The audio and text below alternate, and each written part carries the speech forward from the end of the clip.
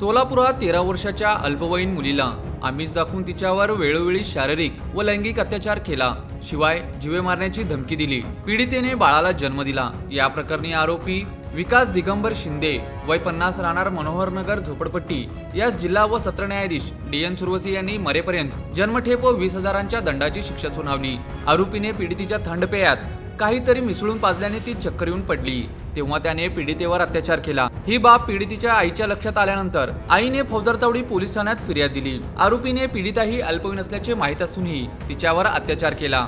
यातून पीडितेस झालेल्या बाळाचे जनक आरोपी विकास असल्याचे DNA अहवालावरून व साक्षी पुराव्याद्वारे सरकारी वकिलांनी निदर्शनास आणले। न्यायालयाने आरोपी विकास शिंदे यास भादवी कलम 376(3) प्रमाणे आजन्म कारावासाची शिक्षा व 20,000 रुपये दंड न भरल्यास 2 महिने सक्त कारावासाची शिक्षा सुनावली। शिवाय मनोधैर्य योजनेखाली रक्कम पीडितेस देण्याचा आदेश विधी सेवा प्राधिकरण यांना केला।